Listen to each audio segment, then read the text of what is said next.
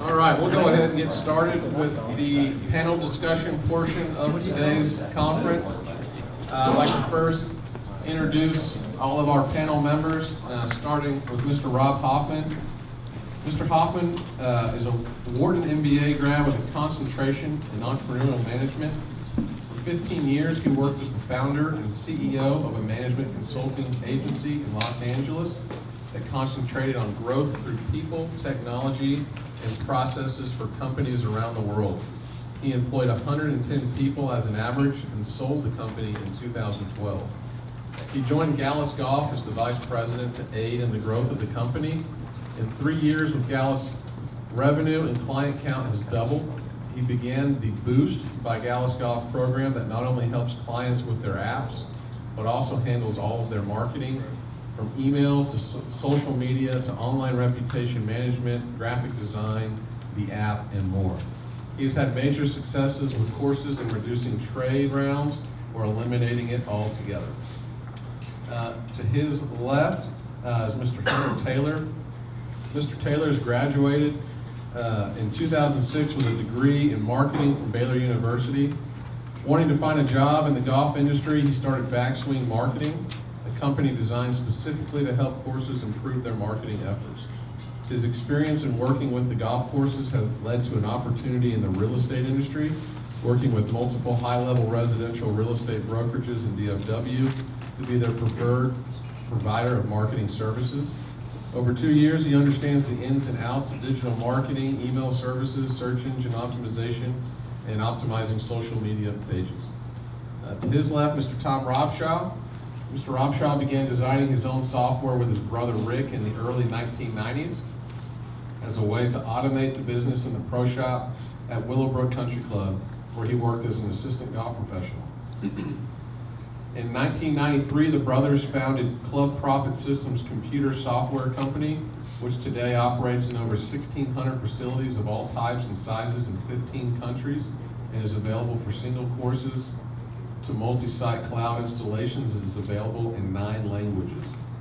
The program includes golf point of sale, full F&B software, tee time reservations, course-owned booking engines, integration to external accounting programs, and more.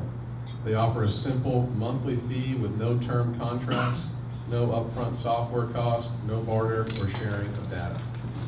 And to his left, Mr. Mike Ratchman. Mr. Ratchman is the owner and publisher of Texas's oldest golf publication and golf marketing solution, the Texas Golf Insider. He is currently going into his 25th year in publishing both print and digital magazines. Mike hosts a live Facebook Texas Golf and Travel TV show and hosts a golf talk radio show for ESPNSA.com. So I'd like to take a minute and welcome our panel members to the board.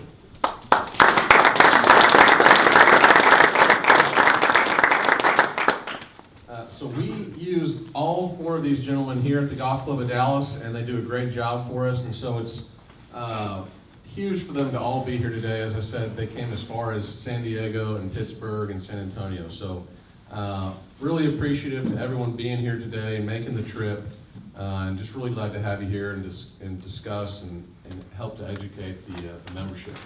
So I'd like to start off with you, Rob, and just kind of let everyone go down the line and kind of say a few words to introduce themselves. I know you've already had a minute, but you can just say a few words and why this topic is important to you today. Okay, so here I am again. I am Vice President of Gallus Golf. Gallus Golf, why this topic is important to us is we provide a tool that I was talking about earlier, that compelling reason for golfers to be connected to you, for you to own that golfer. With a custom branded mobile app, golfers arriving at your club and downloading an app that's yours. You're not pushing them to a GolfNow app or some app where you have to be concerned about somebody that you've put through the effort, the cost, investment in getting that customer to come to your business, and now they can be pushed to other businesses, or their information can be shared with other businesses, or other businesses' services can be sold to that customer. The compelling reasons are many why a golfer would want to download the app. From one of the primary reasons is GPS. Your entire course is mapped. They're going to basically have a caddy with them on their phone throughout the course of the round. They'll have yardage just everywhere on the course, tee to trouble, and anything in between, however you want the course marked, basically. In addition to that, video flyovers, playing tips that are in there, a full integration with GIN, from one tap posting a score at the end of the round to a full tournament software that's built into there, online scoring. You can broadcast leaderboards on clubhouses around your club. That GIN integration also works back into your tournament software, just with the player's GIN number. You're pulling their most current index as it's updated twice a month. And then our software is automatically converting it to course handicap for where they're playing at the time.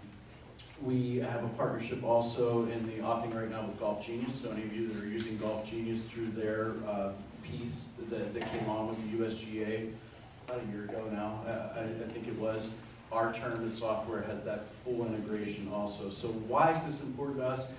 Through creating these compelling reasons, we're giving you a reason to own your golfer. Got a lot of other things I don't want to steal a whole lot of time here that we'll talk about throughout the course of the day of what to do. I know that these guys earlier talked about data. I want to talk to you about, okay, we're collecting all this data, we can do a little jive walk. I love the ringer, it's fun. Through collecting the data, what are you going to do with it? And that's one of the things I want to talk to you about today, with how the tools can be used this way. It's great to collect the data, but how are you using it? So we're going to get into that a little bit today, I hope, as well. Yeah, my name is Hunter Taylor. I am the owner of Backswing Marketing. Started working with Keith in the Golf Club of Dallas about a year ago. Basically, the company exists to help guys like you, to help course operators and owners. Yeah, like you said, just take full control over what your course is putting out. To take full control of your tee times, how you're marketing yourself, how you're representing yourself best, whether that's through flyers and print advertising, or whether that's online through social media and email marketing. Basically, we want to take anything and everything that can be labeled as marketing and fully manage that for you. And why that's important, I think, with the trade time discussion is, man, it's such an easy option just to get on. Let's say we'll get on GolfNow and they're handling all of our marketing for. Are they really handling any marketing for you besides you paying somewhat of a price to just get on their website? And that's truly what it comes down to. Is the marketing that a lot of courses are doing are just paying to get their name on a website, which, hey, maybe it works, maybe it doesn't work, but I think we'll find out later that cost, that price, is a lot more than most of you might think that it is. So yeah, we basically want to be an all-in-one package to say, hey, how do we basically provide you with the service of what a personal marketing assistant to your course that you would be paying $45,000, $50,000 a year, how do we turn that into $3,000 a year? How do we turn that into a few $100s a month to be a completely personalized, local, all-in-one marketing management firm that can help represent your course the right way, locally, to reach new people, to engage existing customers, and yeah, to eventually grow your business on and off the course.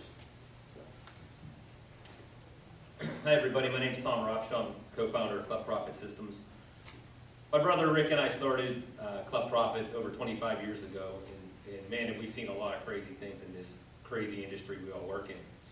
Specifically, when we first started our company, there was no such thing as, or not even a conversation about whose data is it, who owns the data, what about this barter. I mean, where this industry has really changed in the last 10 years was, for us, was concentrating on a POS system to figuring out who our customer is. And I can tell you, our customer and our firm belief at Club Profit is our customers are the golf course owners and operators. Our customers are not your customers. You need to service and support your customer base. We don't want to compete with you. And it's, you know, it's our firm belief that, you know, we shouldn't be competing for the same customer base. And that's kind of what keeps us unique. We're one of the few that have that belief, because it is much more profitable if we would go after your customers. So the technology companies will beat you at it. And it's, that's our niche, that's our USP, and we're sticking to it. So it's a lot of good topics being discussed here, but the common theme is you not losing your brand and you not losing your customer. And if you can keep those two things, you should have a successful business. My name is Mike Ratchman. I'm the publisher of the Texas Golf Insider, and I've been publishing for nearly 25 years. Actually, in February, we're going into our 25th year. And for all you people who think that print is dead, I'm living proof if not. And we've been doing it, and I think mostly because we keep it simple. I mean, and I think messages for most of the courses keep it very simple. What I think we have done though is we delivered our product on the ground, and of course now digitally as well. But I think what really works for us is getting a piece of everything that's out there. We create applications for apps.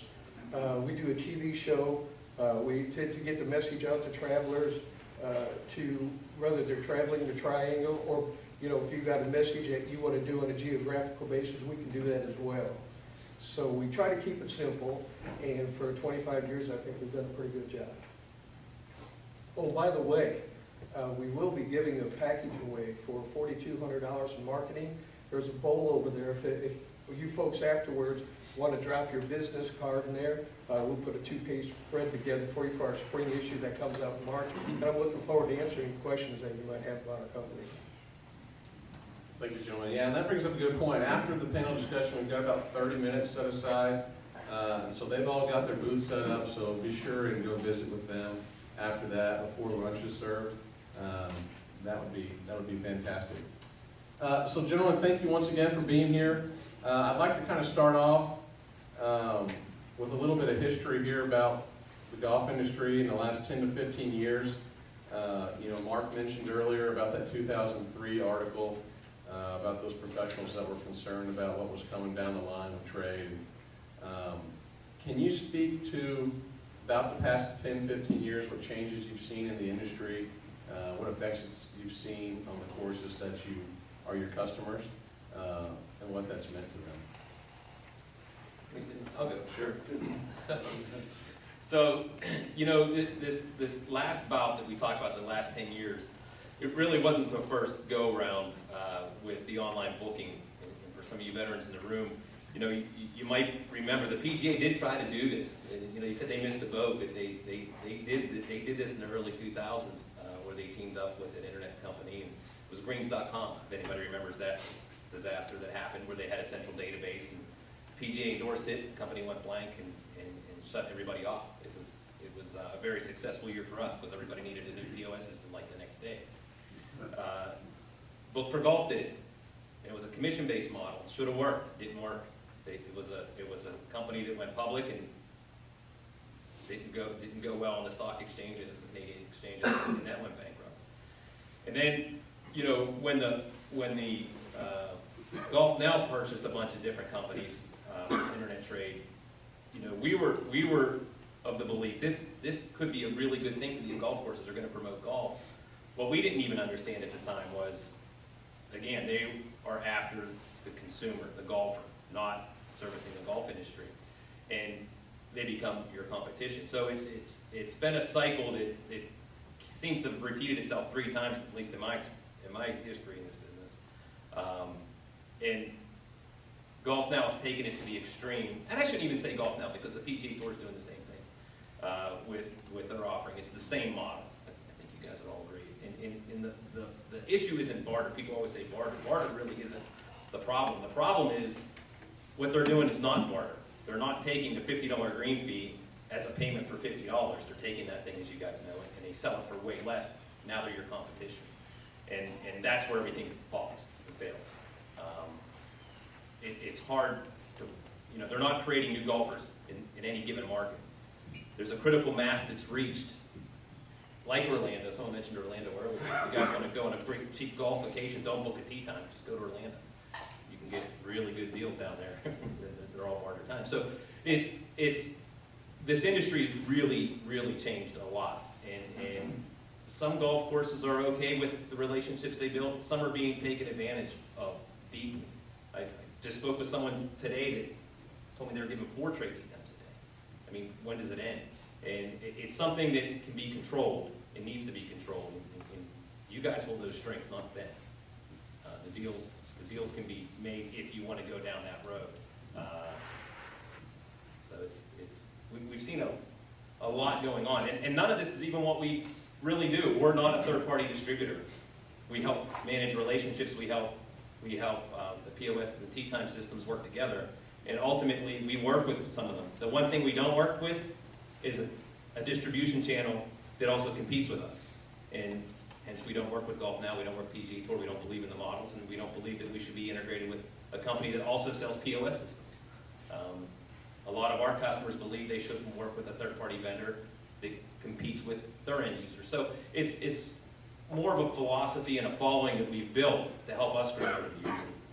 It's the last 4 or 5 years have primarily been us converting people off of Clark.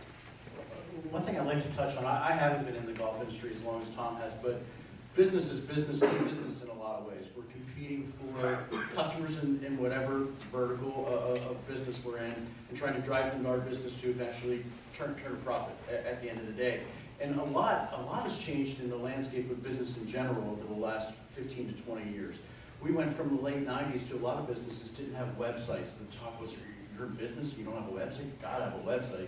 Then in 2008, 2009, 2010, it was, what, you don't have a Facebook page? You have to have a Facebook page if you're in business. And all these things continue to evolve. But what's happened to a lot of business owners is you're thrown into a situation that you're trying to operate this business, that the landscape of how to market and gain your customers almost changes what it feels like on a monthly basis. And trying to keep up with those things and be relevant. And what the hell's a hashtag? And what are all these things we're talking about with all this stuff and all these things going on? Making sense of it is really difficult. There are a lot of businesses that are, the golf industry, a lot of us will probably agree, tends to lag a little bit behind what some other businesses do in different technologies, especially when it comes to marketing. There's a huge company out there, a lot of you have probably dealt with them, that in some ways is a little bit similar to GolfNow, but better for businesses, called Groupon. Groupon in a lot of ways was taking inventory from businesses, selling them at a huge discount, but where the gain was for a business is you would then get, at the end of the day, a customer out of this. You'd have a database, you can email this database, you can work this way.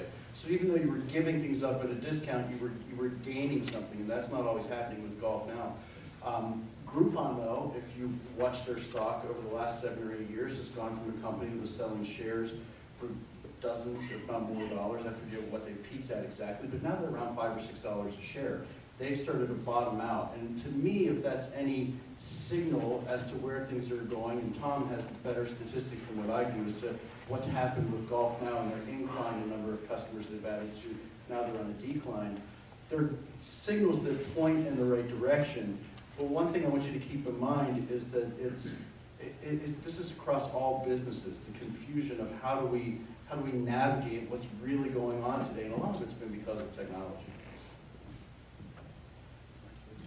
Well, I think the biggest thing that I've seen is, I think GolfNow, and some of the traders have really talked most of you folks into thinking that they're doing such a great job for marketing for you.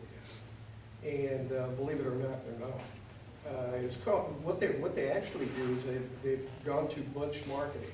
And that means they'll take hot deals and put them in a certain area, and you're bunched into that group, and you hope like heck. I don't know if you hope like heck they take that hot deal, because I don't know how much you make on that. But what they've taken away is your personality as a golf course. They don't personalize anything for neither one of you folks. And again, I think that's where we have found our niche. And some of the folks that we deal with too are still on GolfNow, but they also know that they have to reach out and find another market as well. And so I think a lot of the marketing dollars have been taken away because I think they got you convinced that that's the only way. And it's really not. There's a lot of other options out there, like these guys have all on the panel. There's some options out there, and there is a lot of life after trade. There really is. So obviously, these changes have had impacts on all your businesses. Can you talk a little bit about the steps your company has taken in response to the prevalence of trade in the last 10 years? Keep this in order, I guess. Yeah, sure.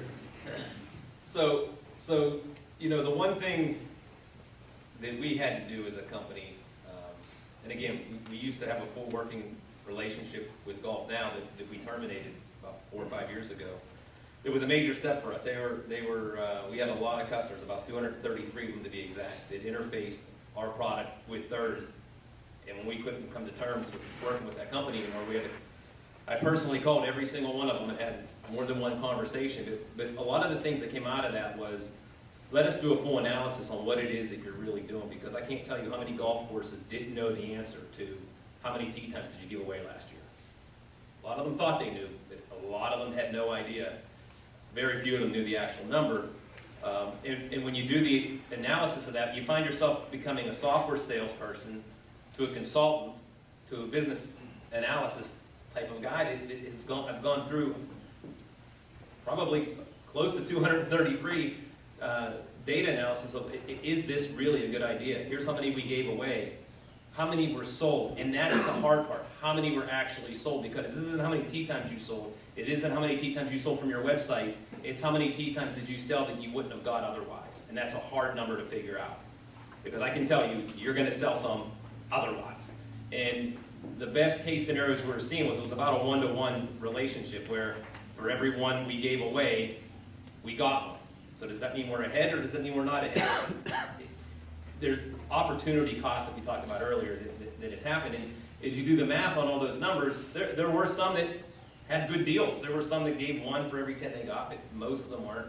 And what we come to educate the customers of ours were, look, your scenario is upside down. Give it a shot, and then they'll gladly take you back if it's not a winning scenario. But that's really the biggest thing that happened with us, where it was more of how do we go about just promoting Club Profit and making sales stuff. How do we become part of what our customers, again, the golf course owners and operators, can do to operate and be more successful? Because obviously, if they are, they'll be a customer for a long time, and that's the trend that we see. These trade times have actually given the business that I'm in a valid reason to exist. With our business, we're giving you a direct channel to your customers on the most important piece of technology they carry around on a day-to-day basis. I mean, it sits on their nightstand at night.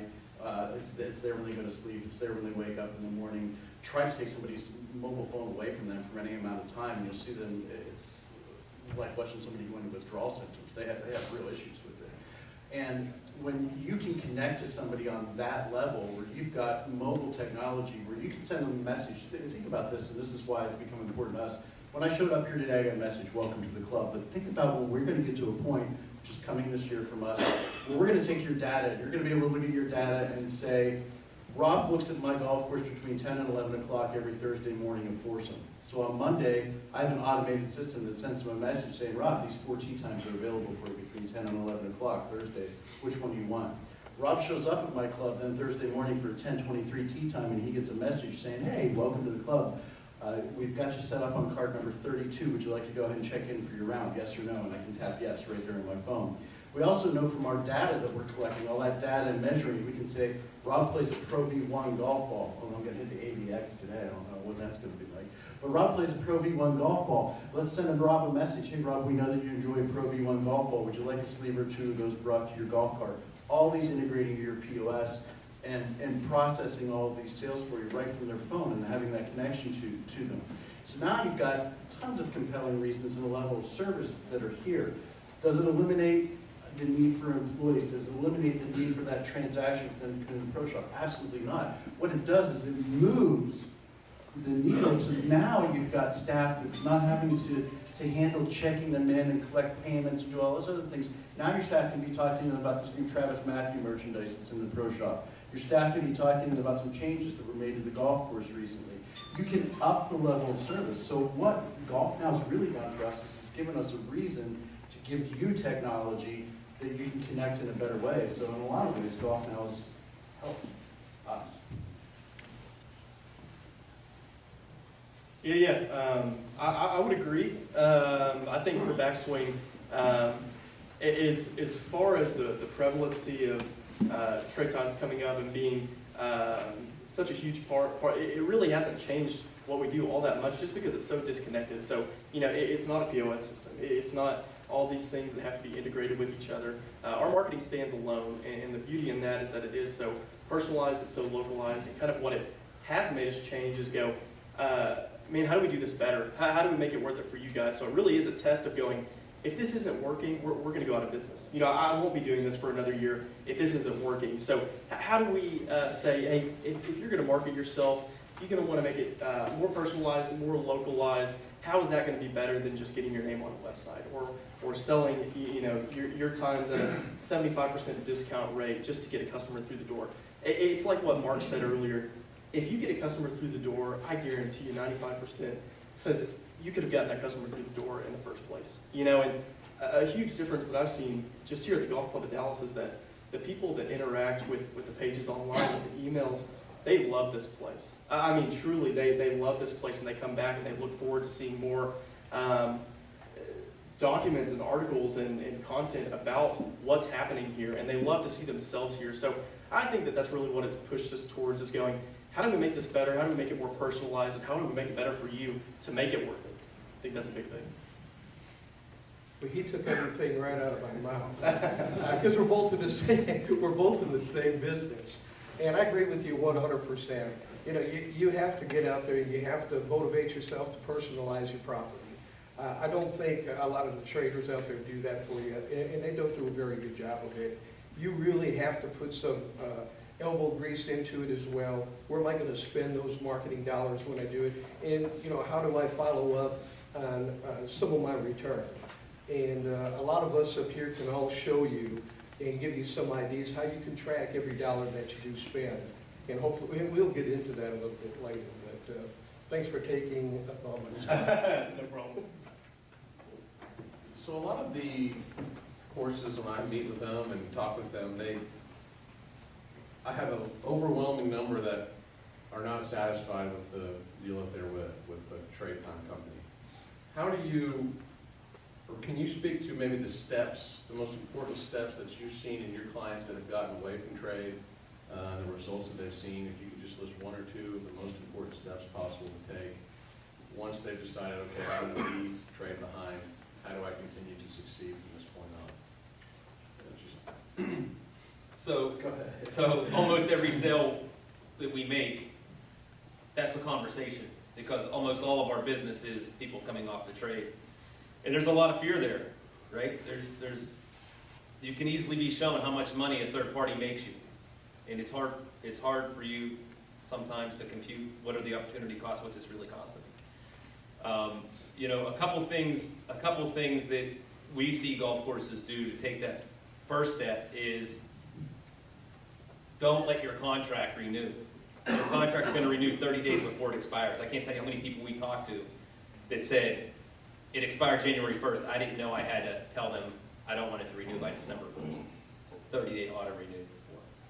That being said, I also don't know one golf course that has ever been taken to court for getting out of their contract. And I'm not suggesting to you guys that you should break a contract.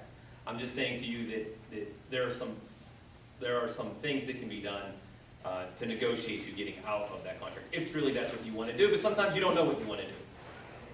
What we often have golf courses do is do a hybrid solution to wean yourself away. You know, you're on a platform now where your golf course is part of that third party's engine, and that's where the golfers are used to going to book tee times, because that's the best place to book a tee time. You got to slowly get them to understand that your website and your booking engine is the best place to book a tee time. So how do you make the transition? And what we've had a lot of golf courses have success at, until they weaned themselves all the way off, was to renegotiate their contract and go from 3 tee times to 1, or from 2 tee times to 1, and you guys control what inventory is given to the third party. Instead of them having access to every single tee timer, they're making a commission on the booking fee and the barters, and they keep all the data. We all have to talk about all the bads that go with that. But you can, and we have had customers have success with, I'll give you 3 tee times a day, you can sell them. I'll give you 1 tee time a day, that's the barter. That's the deal we're going to have. That is in no way, shape, or form integrated with your tee sheet, with your database. They sell it, your staff only has to get the information from those 4 tee times. If they happen to sell those tee times, you can either block them off on your tee sheet so you don't sell them, which I wouldn't recommend. You simply spread them out enough where if they do happen to sell on a third-party site, you do a squeeze time on your tee sheet, you put them in, you train your staff, get their data. That wean off slowly will get golf courses to understand that even if 1 barter a day isn't working, eventually you're building your database to where it needs to be, you're taking control of your destiny. you're building your brand back up, and you can control all your inventory. That's probably the step for the people that are in fear most of cutting the cord, that have gotten slowly out of it. But many more have success with just cutting the cord and running as fast as they can. Yeah, I've seen it happen both ways, where they will wean off, as Tom's talking about, or they will just go cold turkey and get out. And I think if I had to say one of the best things you can do, if this is something you want to do, if this is what you want to accomplish, you want to get away from trade times, is just get out of your own way. It's a little bit, it's not a little bit, it's a lot scary. To give you an example, I work with a big resort course in a destination market in the Palm Springs area. They've got 36 holes.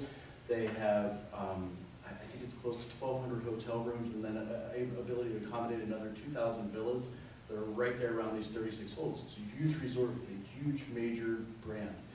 And they were, in 2016, 99.6% of their 60,000 rounds in the 36 holes were sold through GolfNow.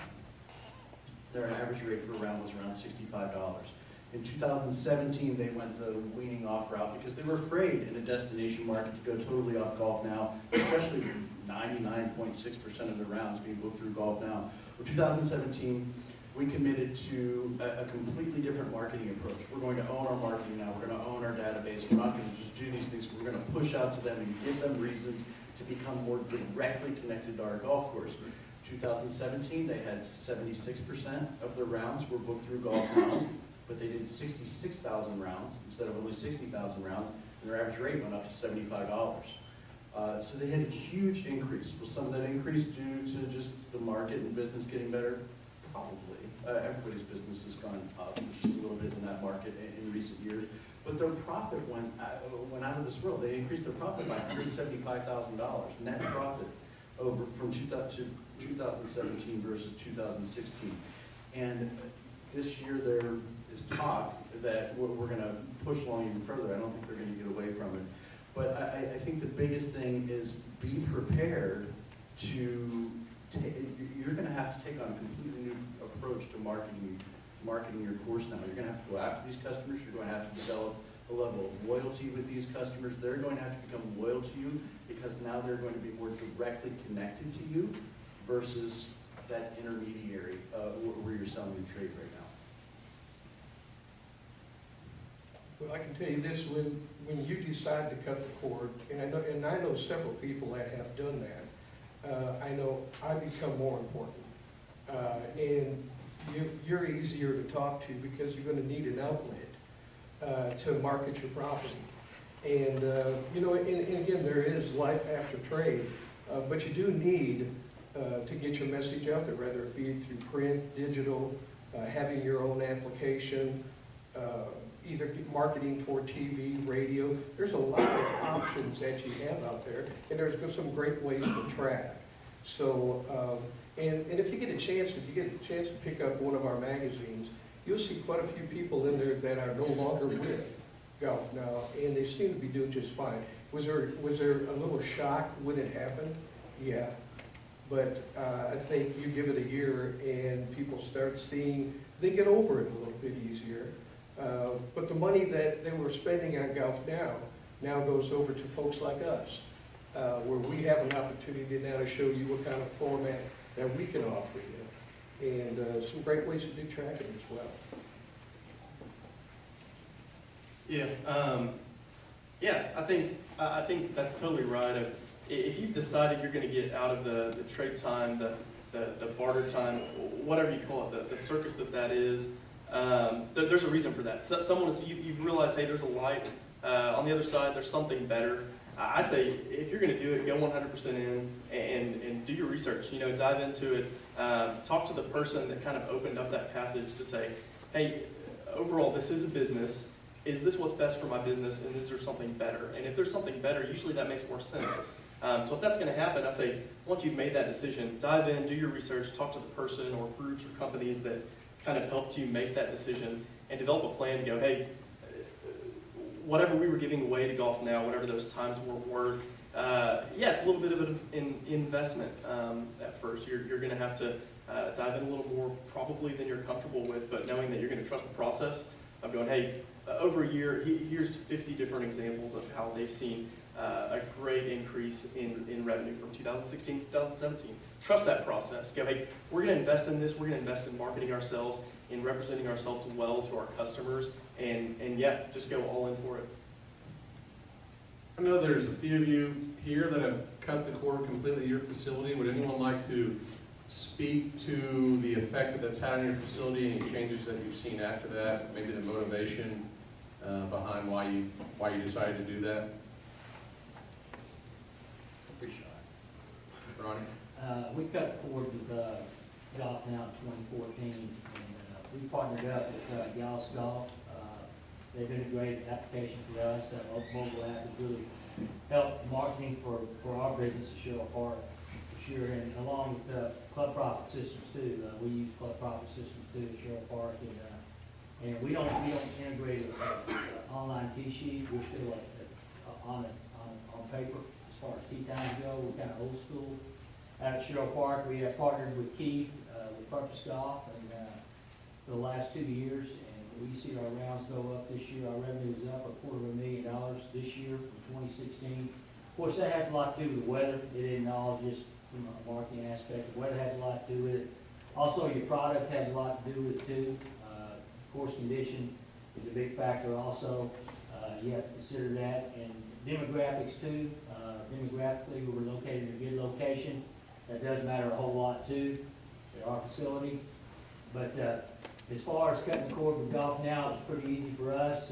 What we saw was the people that were booking trade tee times at our facility were the players that we didn't want to come play at our facilities, either one of our courses, because basically they were there only for the trade time. They wasn't going to play Sherrill Park any other way except for trade. And when you look at the consumer that comes to your golf course and book trade time, that's all they look for. They don't look for booking another tee time to pay retail for golf. Secondly, I think that the golf professional has to take ownership of their tee sheets. I think that's one of your responsibilities of being the director of golf, the head professional of your facility. And you ought to be able to control your own tee sheet. There shouldn't be someone else coming in there, a third-party provider, controlling your tee sheet. You should be able to have full control of your tee sheet. Thank you for your business, by the way. What you just said there is, there's other courses that they do want those $15 people that come and play.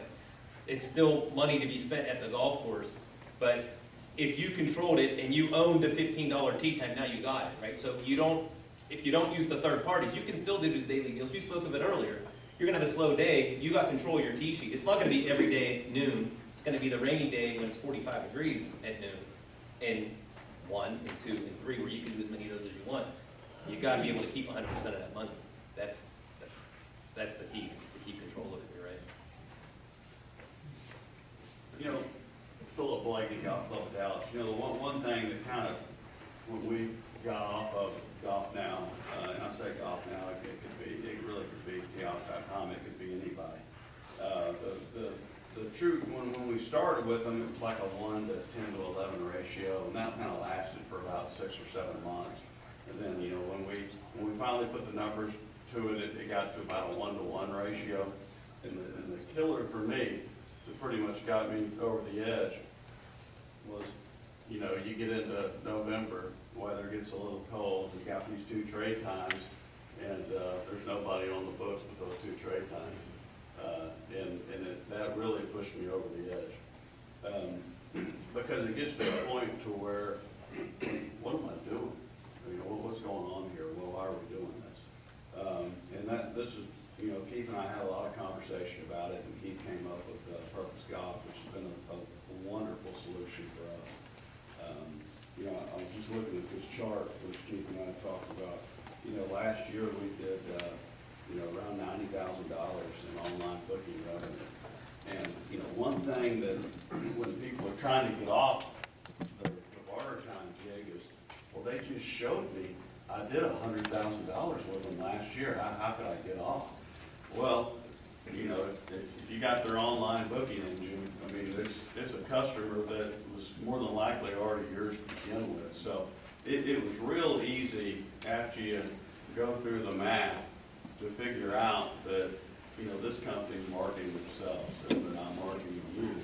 And, you know, kind of to what Ronnie said, I mean, you really have to take control, you know, as a PGA member, as a director of golf, head professional, golf course operator, whoever you are, you got to take control of your own operation. You know, this is a business. It's a fun business, but it's not very fun if you're already giving money away that should be yours. But to end, I'd like to ask Tom, what do you tell that individual that looks at that $100,000 at the end of the day? How do you explain to them that that's really not money that they brought you? You almost answered it in what you just explained, because usually when they're, you know, they're given reports on here's how much money, and this is after usually the second round. So they're usually calling us to figure out how to get out of it. And then the third party comes back in and says, wait a minute, you can't leave. Look what we're bringing you. We're bringing you $150,000 a year worth of business. You'd be crazy. You're going to go out of business if you don't have us. And then they show their value. One of the things that you immediately look at is, are you using their booking engine? If you're using their booking engine, there's nowhere else to book. Of course they're going to tell you you're bringing that data. The next thing is asking about the barter round. When GolfNow bought 4 reservations, which was at the time our biggest competitor, the first thing they did with that product is they removed a report called the barter round report. You can't get the information. They won't give it to you. If you guys have asked, it's not readily available unless you've got a really friendly rep of yours that will dig through the data and get it to you. So it's showing what the opportunity costs of keeping it are. And that's where our first question is, how many barter times did you give away? And again, a lot of times that answers that they don't know it. So I start off easy. I said, okay, well, let's pretend you gave away 30% of what you have to give them. And let's just start with that number. And you go through an exercise to show the value. And then it's really up to them to think, you know, is it worth it? The worst case scenarios that we see after, you know, you talk to customers after cutting the cord, we're less busy now, but our profits are up 20% or 10% or 12%. And then as they slowly build that customer base, you're back to where you need to be. But it's not a hard sell. In fact, it's an easy sell. We love to get calls on, we're thinking about getting away from barter. Can you tell me if it's a good idea or not? It's a pretty easy thing to show. To Tom's point too, if you're using their booking engine, they're going to be able to show you the booking came from them. We live by a little bit of a saying, at least my staff does, that we say if you can measure it, you can manage it. But it's exactly the opposite. If you're not measuring it, you're definitely not managing it. And a lot of times that booking engine resides on your website. So GolfNow is going to tell you, or Tee Off or whoever, they're going to tell you, we got you this booking. No, you got them the booking because you're somehow driving the traffic to your website. If Club Profits tee sheet or booking engine were sitting on there connected to your tee sheet on your website, Tom's not coming to you and saying, hey, I got you this customer, I did these things for you. However you're driving traffic to your website is how you're getting that booking. GolfNow is not getting you that money. So this is something that you should be keen to measuring also, is measure where are your customers coming from that they're getting to making that booking. How are they being driven there? And if they're already being driven there through means that you've set up independent from whoever that trade booking engine is, you're already set up for this. You're going to retain that revenue. You're not going to lose it in the process. I'll tell a quick story to kind of piggyback on that conversation. I got married right at the time we started Purpose Golf, and we still had the Golf 18 engine on our website when I was on my honeymoon. And it was in January is when I got married. Probably a lot of golf pros get married in the wintertime, so it doesn't take time. So I'm on my honeymoon, and I'm still getting emails in on bookings that are coming in through our website. And we booked, it was really cold up in Dallas when I got married, and so we booked like 21 rounds while I was gone for 6 days or whatever. 18 of them were trade because of the way the trade program worked with Golf 18 Network at that time. That was basically the straw that broke the camel's back. We were done. We were not going to have any part of that whatsoever. So that really kind of catapulted me. I was like, you know, this is completely ridiculous. You can steal times basically off our own website. They're not sending anybody to your website. That's a guarantee. They want people to go to GolfNow or Golf 18 or wherever. And so I laid in bed one night, I'm like, there has got to be a better solution. I can just create my own booking engine and throw it on the website. And that's pretty easy. And people are still going to go online and book. And it's proof. I mean, we've got $90,000 this past year through the engine that we just market ourselves as with help of these gentlemen as well, but not in huge strides different from what we were doing beforehand. And so seeing those numbers and seeing the growth is really, it's been pretty special to see. So away from Golf Club of Dallas, can you speak to maybe another golf course that you've worked with? And you could maybe give some insight on the results that you've seen, some success stories away from trade once they've gone with your company? Well, I think the testament to what we do and what we measure is how many people go back. So a lot of people, they're not 100% sure it's the right decision. And some have gone back, but not very many. Once you get a taste of, even if you want to do your own hot deal times and you get to keep that money, you feel a sense of purpose, no pun intended. But you're not competing with your technology vendor, and that's the key. But there's so many. We talked a little bit earlier about a management company called Foresight Golf. I don't know if anybody is familiar with that course down in San Antonio. I think we were talking about it earlier. But that was a whole management company that came off that platform, and it's the trend. It gives us purpose, knowing that we're doing the right thing for an industry that we believe in, and that we want to continue to see grow. Because if you guys are growing, we're going to grow. And I don't have any specific golf course here in town other than maybe this one that I can think of off the top of my head. But don't be afraid to try it. The one advice I could give any of you, whatever company you would ever decide to switch to, is find one that doesn't make you sign a term contract. GolfNow is not one of those companies. If you get out of your GolfNow contract, they'll gladly take you back. If you come with Club Profit and we are not doing the deal for you in 90 days, there's no upfront money you've spent with us. We're the only company that does that.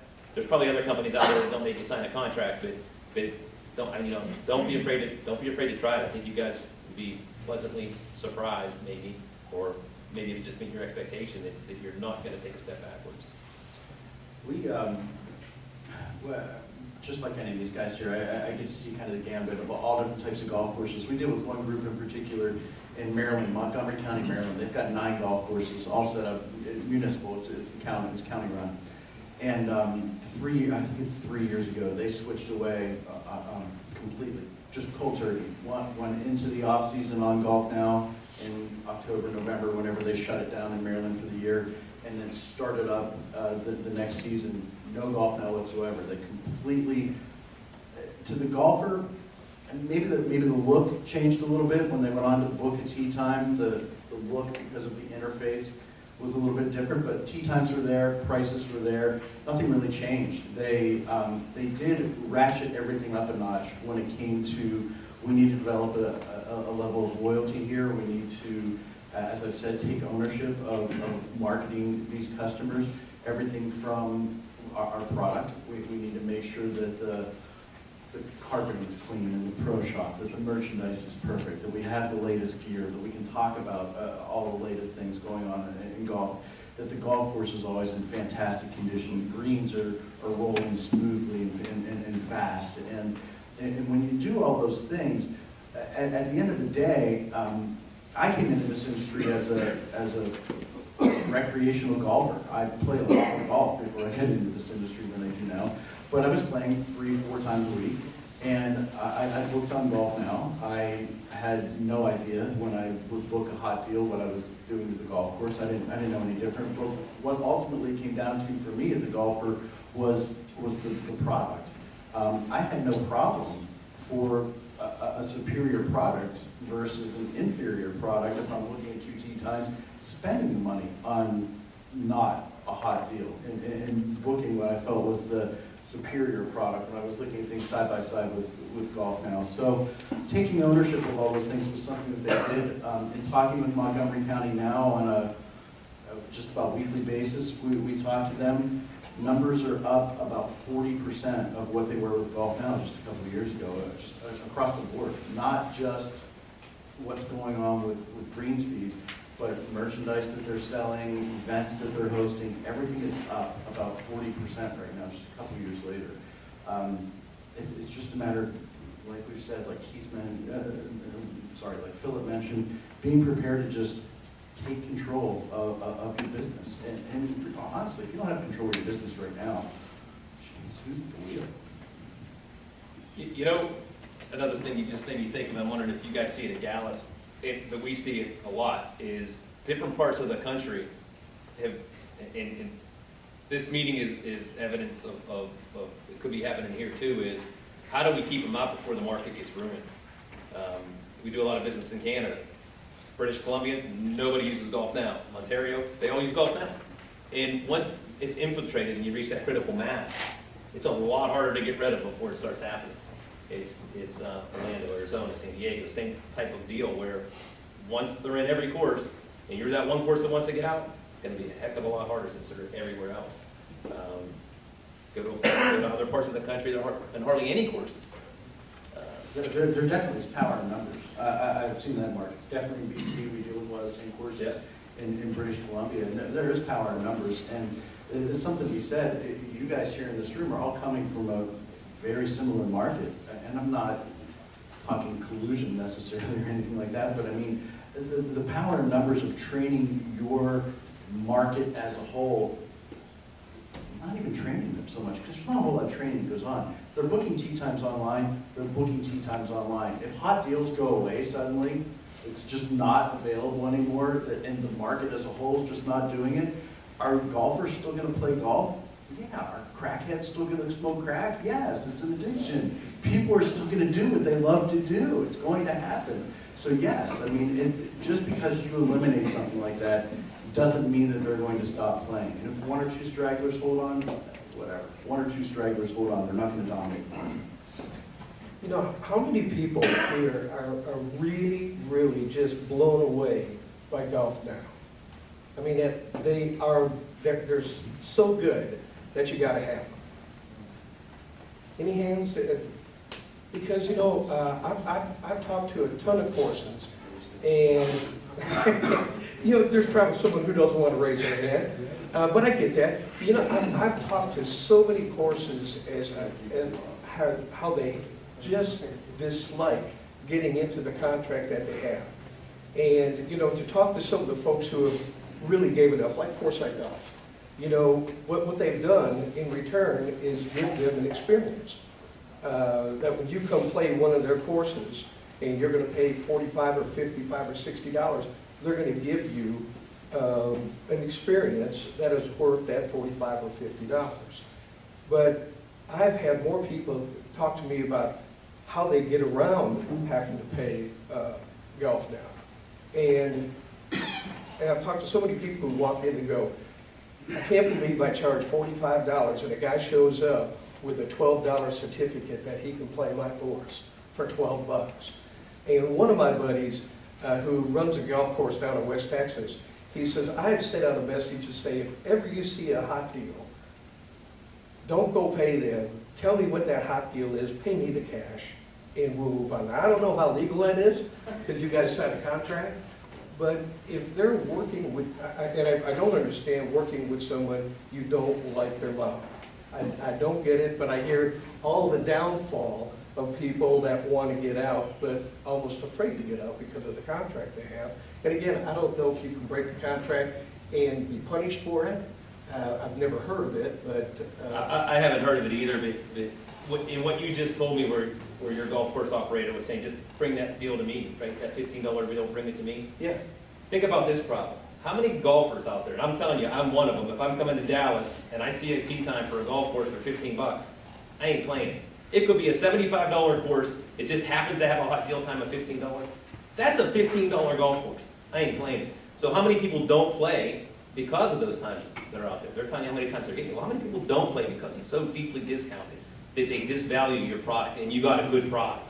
But if they know the golf course, so I'll give you an example. You're still competing with yourself, right? Well, really, but if someone knows that it's if it's a $45 golf course, especially regional. No, if they know, it's fine. If they don't know, that's the problem. Those are the And I think customers the that vast push away. majority that, of golf now is more regional than anything. Depending because- where you are, yeah. Yeah, you know, so, if they know it's a $65 golf course and all of a sudden they see it for $15, they're gonna rush to that thing and go, are you kidding me? And they're not coming back at 65, are they? You're right. They're not going to. They got them trained, to do that.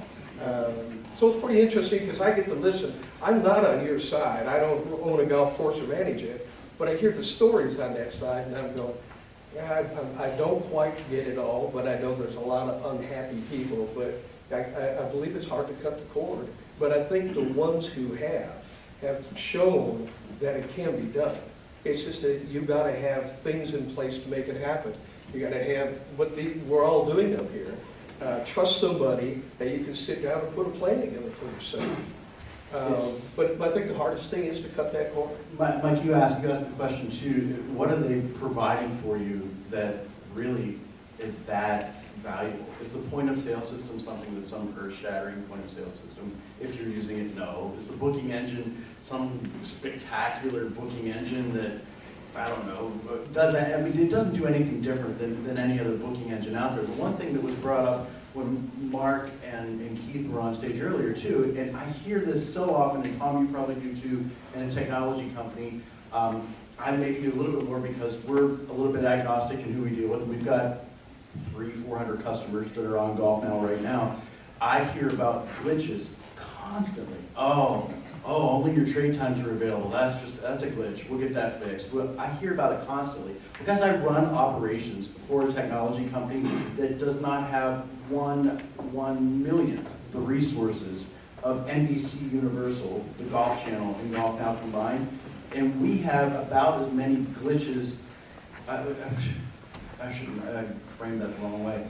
I'm trying to get my point. I think for every one glitch of ours, I'm hearing about 150, 200 of theirs, just over the 300 courses that we touch, and it's always surrounding how they're selling trade. It's too fishy, really, to be honest. So we've kind of touched on the database a little bit and how important that is. Can you all speak to how important the database is, one, having the direct contact to the customer, and how we can use your businesses to properly market to that database? Hey Keith, can I say something real quick? Yes. Dave Ballard, City of Fort Worth, prime example.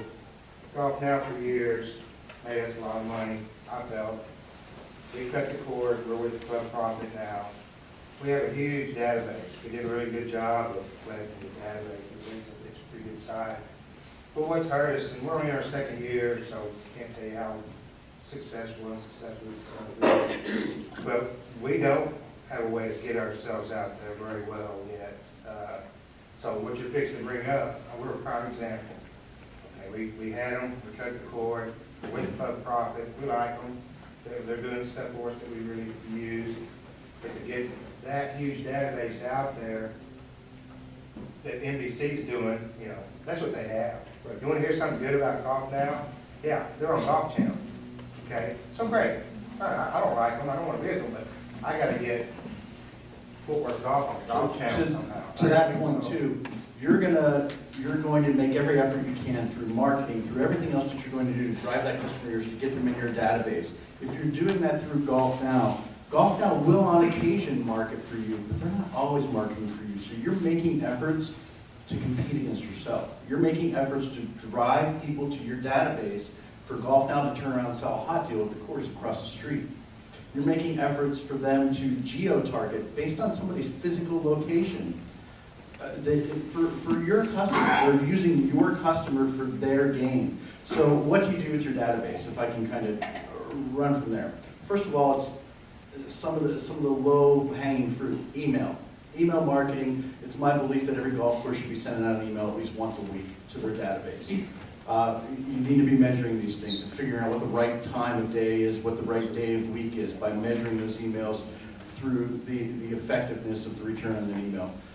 In addition to that database, we need to be looking at the data from that database. There's a lot of data that's coming into your point of sale systems. You can look at behavioral trends of all your customers. When are they booking? How often are they booking? When was the last time they booked? How many of you have an automated email that goes out to your customers right now when they haven't played your golf course in 30 days that says, hey, we missed you.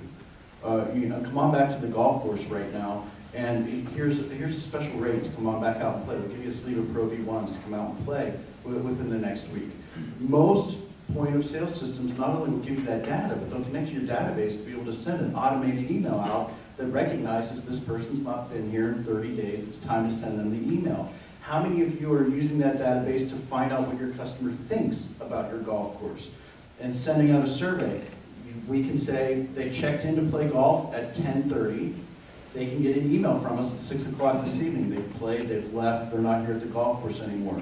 What did you think? We have a simple little form set up, and we collect that data, and now we can have a meaningful conversation with this person, whether it's a good experience or bad, about what their experience was. We're also potentially, by having that survey, if it was a bad experience, keeping them off of sites like Golf Advisor or Yelp or anything like that as well, because we're able to nip that in the bud and stop that conversation before it happens in the public eye. I'll let some of these guys that are dealing in marketing as I do too talk a little bit more about ways to manipulate the database, but using the database through mining the data, looking for specific trends that are happening, and then sending messages out based on that that are tailored to the customer are going to be a win for you 999 times out of 999. It creates, golfers want a high-level concierge type experience, whether they are at some highfalutin country club and paying a $100,000 initiation fee and $5,000 a month to be part of that club, or whether they're playing $45 at a municipal course to play a round of golf. The better they get treated, that experience is part of what playing golf is about. And the follow-up, not just getting them to the course, but what happens after they've come to the course plays a key role in that. Having that big database is great. It ain't gonna do a damn thing for you unless you do something with it. Right. So that's where I see a lot of courses fail. I can't tell you, in these guys are the marketing guys, but I can't tell you how many courses we go to, and I look at them all the time, is you go to their website, a lot of times it's crap. You go to their Facebook page, there's not a book now button on their Facebook page, there's not even hardly any likes on their Facebook page because there's no content on their Facebook page because they're not entertaining, engaging, and getting their golfers a reason to go there. So the fact is that you have a big database, you're up on a lot of golf courses. A lot of them don't even start there, especially when they first got the course because they don't have any database, right? So, my challenge to your specific facility would be talk to these guys, figure out how to do the data mining. Talk to us because we got a lot of data mining tools as well. Setting up the reminder email, the no-show email, the thank you email. Send the thank you email 3.5 hours after. Send them a text 3.5 hours after they tee off, invite them in for a beer. Those are the kind of things that are so cheap to do and can make a big difference in your bottom line. Technology's there, so it's you're going to pay someone to do it, right? You were paying GolfNow to do it. Pay one of us to do it. I can tell you that we're going to be a hell of a lot less expensive than that other arrangement you're in. You're going to pay a lot more if you're not doing it. Yeah, well, that's true. Yeah. And I think the main thing that comes with what he was just saying is it takes effort. I mean, truly, just to make a change, to start something new, it does take effort. So be prepared to be open-minded about this when you go in to say, hey, let's go into 2018, 2019. Maybe I'll have to put in 5 to 10% more, but that's just going to pay off. That's going to make it so much more worth it. And I'm a little bit familiar with what you guys are doing in the city of Fort Worth. I came and met with Nancy Bunton last spring and kind of talked with her about some marketing stuff. And from what I'm hearing you say is, hey, GolfNow's on the Golf Channel. That's the end-all be-all, right? I mean, you're on the Golf Channel, you've made it. Which I don't really think that's true. However, I know we filmed a commercial for the Golf Club in Dallas back in May, and hey, it was on the Golf Channel. So there you go. And sure, it was locally, it wasn't nationally televised, but if you want to reach people, there's ways to do it. And like I said, it does take effort, but you also you have to do it. You got to dive in and do it. And I've got some numbers here that I think kind of put it in perspective of, it seems like I said, the end-all be-all of GolfNow On their website, they say that, so they're advertising on the Golf Channel, they have 210 million page viewers per year. That seems great, doesn't it? I mean, truly, that seems like if there's anywhere you want to be, that's it. However, let's break it down a little bit. They've got 9,000 course partners that they say on their website. So if you divide that 210 million by 9,000, you're down to 23,000, a little more than 23,000 page viewers. So let's break that down even more to 50 states. So let's just keep it an even number, break that down. You've got 466 page views right now. Say there's 10 golf courses per state, which there's a lot more than that. You're down to 46 views right now. So all of a sudden, your chances of being seen on GolfNow have just, I mean, they've gone down so exponentially. And let's give them the benefit of the doubt. Let's say that 46 page views, that's per day. Let's see, your golf course is getting 46 people viewing that on GolfNow per day. Times 365, 16,790 people have viewed your golf course on GolfNow per year.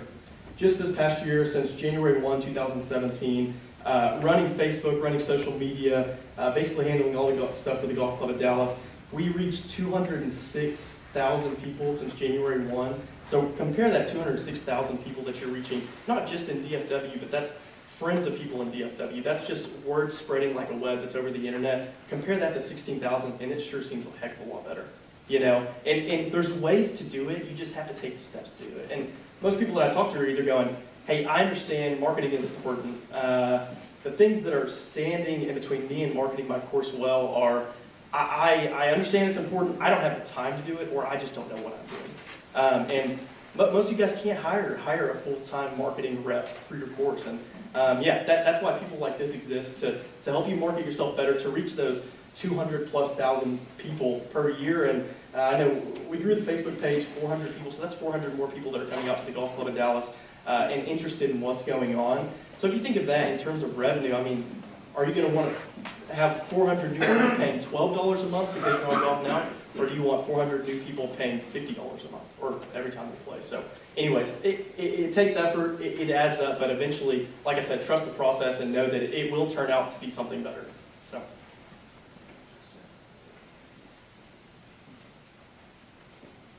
Thank you, Larry. Yep. So, we've got a little bit of time left. I'd like to kind of discuss, we've talked a lot about cost of trade versus using one of y'all, you're going to spend the money anyway. I asked them all before the discussion this morning, I kind of just said, what's your average price that a customer pays? I asked all four of them. We totaled it up, and it was, if you used all four of them, their average price is $21,000 a year. The average price of one trade time is, depending on your facility, between $25,000 and $30,000 for that trade time. And I'm sure that you're going to get a much more targeted, personable approach using all of these vendors right here for less than the cost of that one trade time.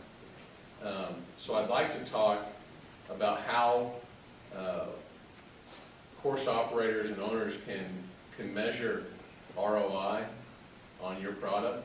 You know, it's very tough to measure ROI on trade time or what you're getting from GolfNow. How do they know, okay, I've signed up with you and I'm doing X number of dollars with you?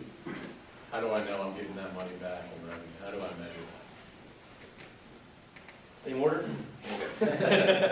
It's really hard. It's really hard to count the numbers. You can count them every different way. But opportunity cost numbers are hard to figure. How many people don't play your golf course because it's devalued? How many people only play your golf course because there's a harder time? How many people used to play at 10 o'clock but now play at 11:30 because it's now a $15 time instead of a $45 time? Right? Those are all things that you can't just add up. So hard that we quit selling software. You know, we used to sell our software. It was whatever it was, $8 grand a year plus a yearly support contract, plus upgrade fees, plus on-site training. How we compete with free when the perception out there is I have an alternative that's free. So we simply switched it where it's just a no-term contract. Here's your monthly fee, pay us as long as we're making you guys money.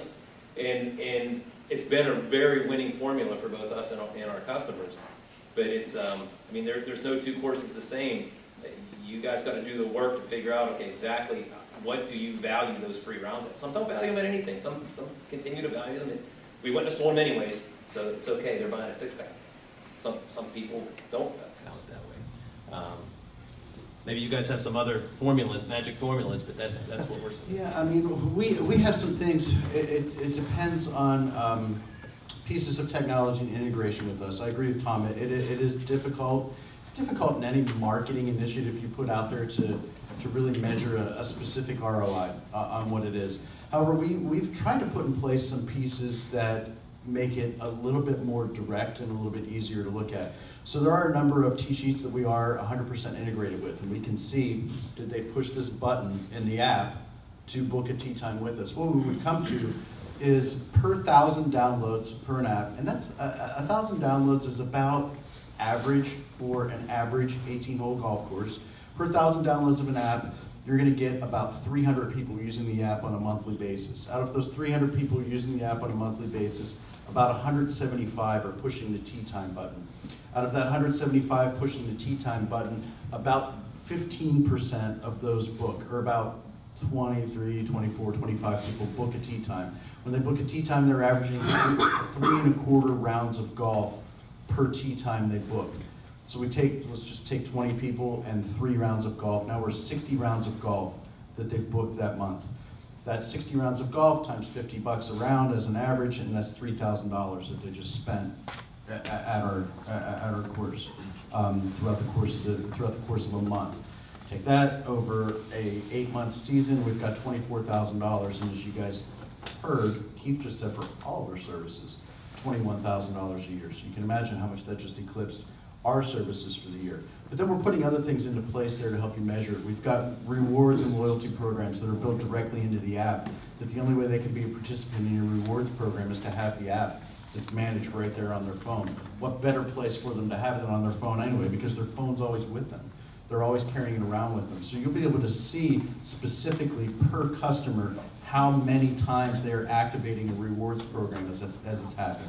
We've put a new piece in place called the Offer Locker. The Offer Locker is a way for you to put specific offers out there that they have to have the app to accept and redeem those offers. It's also adding to your database because they go through a 2-step email verification. They can't participate unless they're giving you a real email address and they've validated it from the inbox in their email.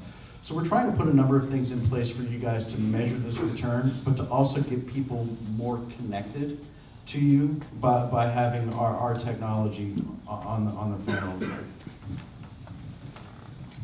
Got anything? I was just going to say, which all comes down to building their brand. 100%. 100, and taking control of their brand, not just building it. You have everybody in this room has a brand right now. Is it the brand you want, or or do you need to take better control of it and build it the way you want, and be the one who's controlling how you're perceived? Yeah, I think there's a couple different ways to kind of measure. Let's say you're spending a couple $100 a month on social media, on email marketing, on just getting your website, your Facebook page, your booking engine in front of more people. So there's a couple ways to do it, and I think the first thing that I'll say is it comes with that effort part of going, hey, from the beginning, if you're making a switch, look at the numbers. Write down the numbers and figure out where you're starting at, and dig a little deeper, put the effort in to look at where you came from and that opportunity cost, and look at Keith's email to get the trade time calculator. And then as you start wanting to measure things, I think there's a small picture view and there's a big picture view. And big picture, obviously you're looking at the numbers. So I tell courses and clients to say, hey, for the first 3 to 6 months, we're just looking for growth and improvement on everything that we're running for you. So everything marketing-wise, from how many people we're reaching to how many likes on the Facebook page to how many people are visiting the website. We're just looking for improvement in that the first 3 to 6 months. And then starting at 6 months, let's start taking down numbers. Let's see how many people are coming in the door. Let's see if your tee times have shifted from people just showing up to people booking online, because that's where we're pushing everyone. Is you run a Facebook ad, you put $20 into it or whatever, you reach 5,000 people. How many of those people are actually clicking that Book Now button and going to your website? So anyways, looking at the numbers is big picture, and I think small picture view is just what you would think it would be of going, hey, if we're running Facebook, if we're running email marketing, just like you said earlier, let's offer some things. Let's say, hey, it's been 2 months since you've played. Come out, we'll give you a free sleeve of Titleist golf balls or Nike golf balls that your course isn't selling any of. We'll give you a little bit of this. let's just get people out here and measure, hey, how many people are seeing these emails, and how many, if you've got a slow Thursday, say, hey, we're dropping our prices to $29.99 from 1 p.m. on Thursday. How many people are you getting bringing that email into you? And that'll give you a good grip of, hey, people are seeing this. You know, people are using this and they're wanting more of it, and it all comes down to you control it. It's not every Wednesday, but hey, maybe it's once every quarter or once every 2 months. You drop the prices. Hopefully you can see an influx of customers coming in showing you those things from Facebook or from emails to come out and play more. So. You know, on the print side and digital side, there's several ways too that you can follow up on. And I think in most of your marketing and advertising, there should be some sort of form, a call to action of some kind to your website. And you can set up an advertising program and use several different folks, whoever you decide to use. But for example, if you were to use the Texas Golf Insider, you'd set up a page on your website that would be dedicated to that particular program, that particular call to action or promotion you're running. I don't ever suggest doing a coupon in our magazine, but you can give them a coupon on your website, you know, with an autoresponder that they want to download that special coupon. Well, not only did you collect an email, but they also got a deal to come on out to your place. And that has worked for us really well. Or you can, in our magazine, you can use a QR code as well. And with everybody so connected to their phone, you know, it's nothing to snapshot something and take it right to that special offer. He comes in with his phone and he goes, hey man, I got this online. You still got the click through.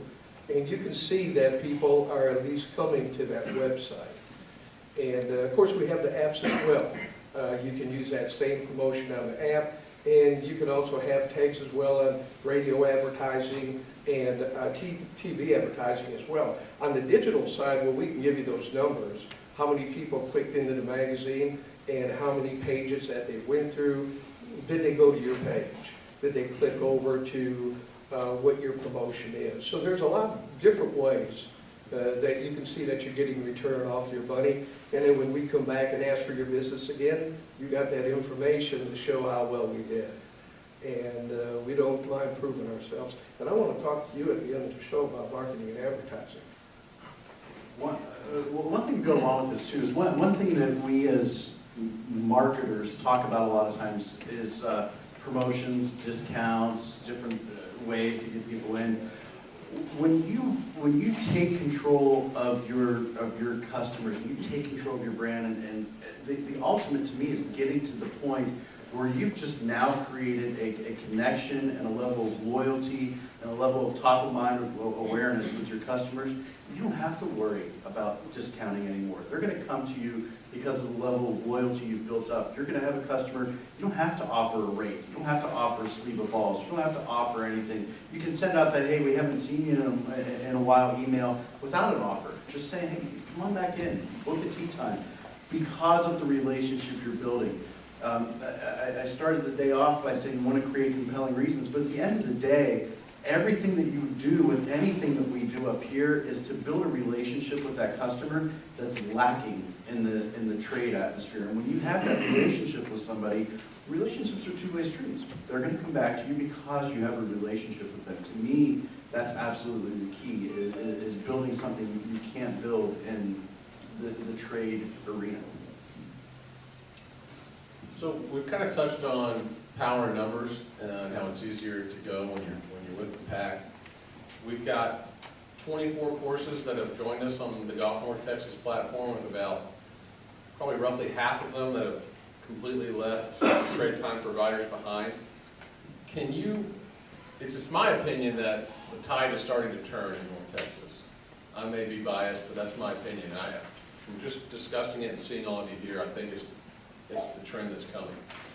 Are y'all seeing that on a national basis or in your markets? Where do you see this trend going for the next 5-10 years? Do you agree with that statement? What you think? I do agree with that statement. You know, we're seeing, as I said earlier, most of our business is people getting out of their contracts and getting off the platform. there's not many people that we see leaving our platform and going to their platform. So yeah, we see it on a national basis, but it is still regional. There are certain regions that they just got locked, lock, stock, and barrel. And that's the fear that I have, that we gotta make sure it doesn't happen in more markets, and that all starts with education and understanding both sides of that sales pitch, where it doesn't cost you anything, it's just 2 quarters, 3 times you can sell anyways, to this is the most costliest decision, it may cost you your business. But we absolutely see the slide going the other way, which is a good thing, I think, for all of us. Yeah, it's the same thing for us. Years ago, we had a relationship with the Active Network, who developed a platform called OpenBook. Some of you may or may not have been on it. GolfNow acquired Active over 2 years ago now, and we, through that, developed a relationship directly with GolfNow, because the relationship we had with the Active Network was they were paying for our technology for these courses.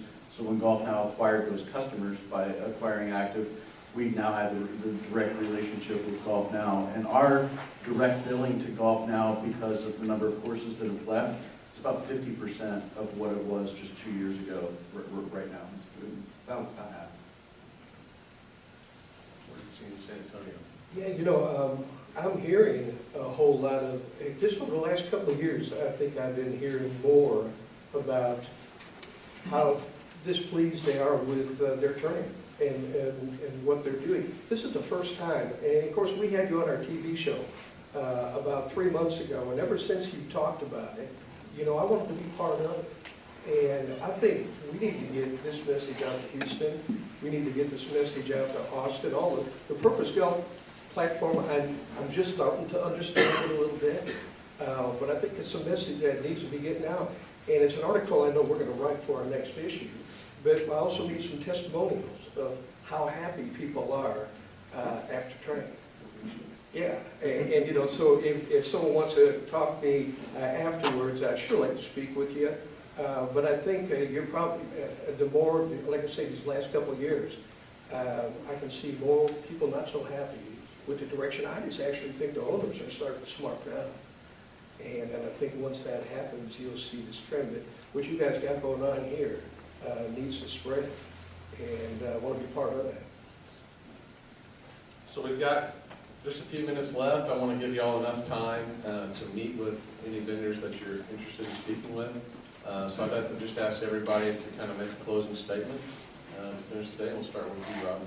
Yeah, I've talked too much already. I'm happy to talk with any one of you. One thing, if there's anything to close in this, you've heard me say it 5 times already today, it's just a matter of taking the lead, having faith that golfers are still going to want to golf, and when you take control of your brand, they're still going to come to you. It's not, when we think about it in the big picture, it's not the majority of your business right now anyway that's being sold in trade.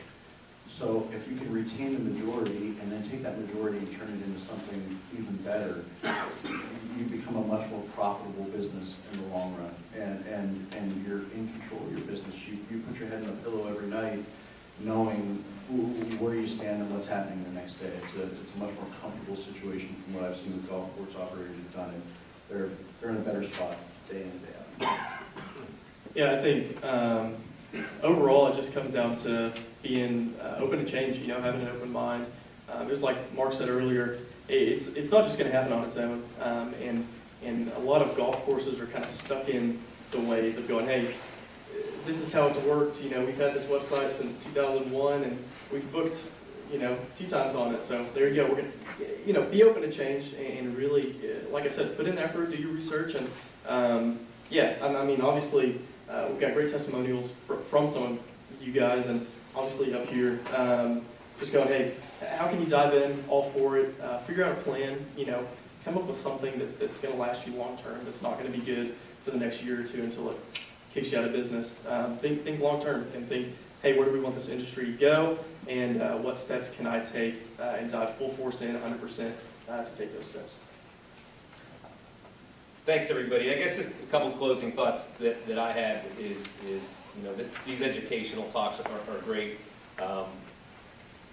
One thing I'd like to say, and I see this across all of our customers worldwide, is nobody uses all the technology they have at their fingertips. So engage your suppliers. They'll all be happy to talk to you. They'll all sit down and try to teach you more. But don't think what you have is all you got. You know, challenge these guys, challenge us, challenge the marketing folks. What more can you guys do for me? Because I can tell you that we do a lot and we have your best interest at hand. So if we can help you in any way, please let us all know. Thank you very much. Yeah, I want to thank you guys for having us up here. And, you know, when you decide, or even the folks that have decided to leave GolfNow, you know, if you're looking for a marketing program, you know, find someone that you can trust. Find that there's a lot of products and a lot of services out there that have been around for a long, long time, and it doesn't take much but a phone call. I can assure you, you call either one of us, all of us up here, we'll be at your doorstep whenever he asks us to show up, because we want to get out there and do the promotions for you as well. And so if you can't do it yourself, find someone that can help you out on the marketing side. And man, I'm going to be over there, be happy to answer any questions that you folks have about marketing and advertising. And by the way, if you stop on by that fishbowl over there, like I said, I'm going to give a $4,200 two-page spread for marketing and advertising up in the Dallas-Fort Worth market. So drop that over there, and then at lunch, Keith is going to pick the winner. So thank you very much. So I'd like to, once again, thank everybody that came out. We had a great turnout today. That's real important to make these events a success. I'd like to thank all of our panel members for coming in and being so kind to spend an hour and a half with us today. I'd just like to encourage you, if you're considering another option, if you're looking for a better way to operate your facility, give these gentlemen a chance, give myself a chance. We're all here to help you and support you. We want to see everyone in this room succeed. I want to see everyone in this room succeed. That's why I started Purpose Golf. We're having great results here. We're having great results at a few facilities, and I'd love to help you out at your facility and give you a way out, a chance to really free yourself from trade. So once again, thank you for coming out. All four gentlemen will be over at their booths for about the next 20-30 minutes, and then we will head to the ballroom for lunch, or the 19th hole for lunch, and then golf for those of you who are playing. They'll be at 1 o'clock. But once again, thank you for coming out. That's all we have.